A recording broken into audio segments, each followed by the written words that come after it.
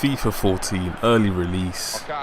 Let's talk clubs a little bit and drop-in matches, because ultimately that's where you're going to be doing some of your leveling up if you do play clubs, that is.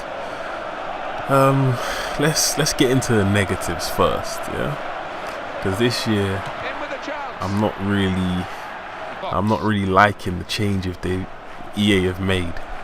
First off, there's no more 11v11. It's now 5v5. This is purely a drop-in matches only, and there's no any as well. So what that means is, throughout the game, you have to call for the ball when the AI has the ball. And unfortunately, with the nature of drop-in matches, 99% of people that play them are trolls. So what you'll get is people playing centre back consistently calling for the ball from the CPU, and then they'll spray a 60-yard ball back to them, and then they'll just, it's just pointless.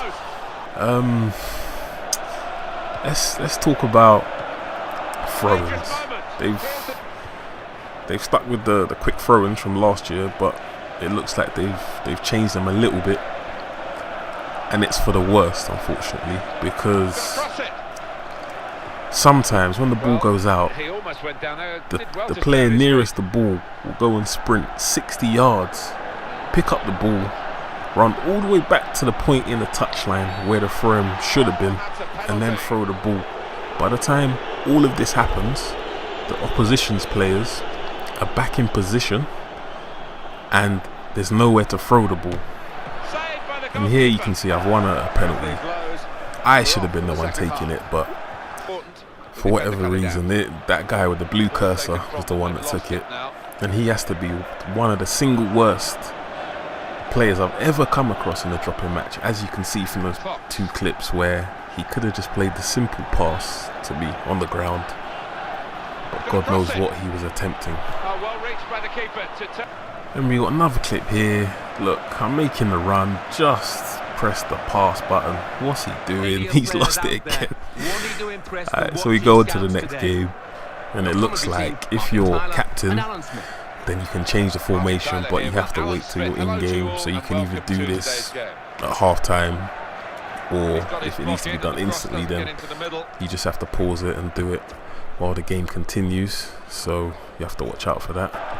Let's get into some of the other negatives of drop-in matches, which some will also translate to clubs.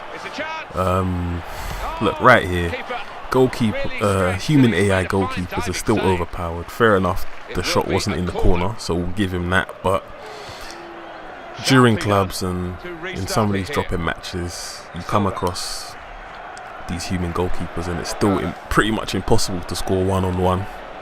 And right here, first touches, whether it's human or computer, first touches are terrible. Hopefully that's something that will change and improve as our pros grow. And just a quick look at the lobby screen.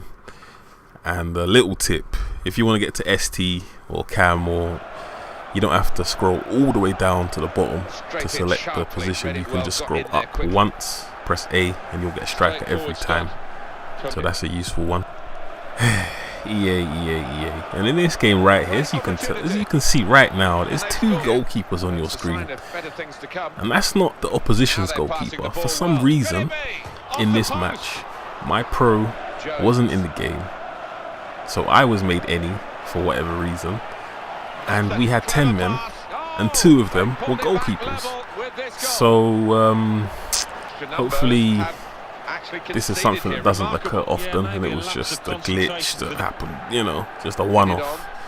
But as you'll be able to see in a few of these clips, we've got 2 goalkeepers for no apparent reason. Look right here. EA, what's going on?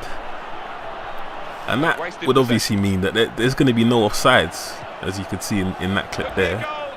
No offsides. Look, he scores. So what I decided to do was just change the formation, see if it would do anything. And that, for some reason, put the goalkeeper outfield, or one of the goalkeepers outfield, and I nearly scored there. drops to this guy, and he misses an open goal. So that was perfect. Now this next issue is going to be something that will affect every mode. Heading and crossing last year was overpowered. This year, for whatever reason, EA has made it worse. I think even the majority of goals scored in this video are headed goals. Now, the majority of dropping players would have continued the run and tried to go solo, but me, I'm a seasoned clubs player, so I laid it off to him. He shoots from outside the box, and it's actually a decent finish. And then the same guy that scores in this clip here, this just epitomizes dropping matches. Like, where's he going? What's he doing? If he just releases it, simple, then, you know, wow, keeper. That should have been a penalty. Headed goal right there. Going to be seeing a lot of headed goals if you're going to be playing FIFA 14 this year. Now right here, he's made a good run, and that's actually a good pass from the CPU. But for the most part, CPU AI is utter garbage. You think they would have improved it, but nope. They still play balls in the air when they could just play it to feet. They still don't stick a foot in when there's an attacker running side by side with them. I get another good assist here. And these CPU AI players, they're randomly generated. They're generally rated 68 to 71. So it's no surprise that they're terrible. I don't get why EA can't just boost them up to just around 80 so that they're decent enough. Let's quickly get into the positives. There's only a couple. It takes a lot less time to get into actual games, which is good. You know, when people do pass and move, like in these last two clips, you can actually play some decent stuff. But this only happened because I had to actually plug in my mic and start telling guys to pass the damn ball, and that's the only time when they actually listen. So let me just quickly summarize the key points, I guess, the negatives and the positives. Throw-ins are pretty terrible, but when they actually work, then I guess they're alright. Trolls, with the retail release, I think it's only going to get worse with all the influx of the little kids that just want to ball hog and consistently call for the ball. That's why getting rid of any was not a good idea. Half of the time in these drop-in matches, you can't even skip replays. And sometimes they'll show pointless replays 3 times. Heading, crossing are overpowered. First touches are absolutely shocking. Hopefully, again, that will improve as our pros get better. Another one, you can't change formation until you actually get in the game and you have to be the captain. You can't actually pick a team, which is a good thing and a bad thing. Human goalkeepers are still overpowered. If it's a one-on-one, just go for the cutback. And pretty much the only positive is there's less faffing about waiting to get into a game.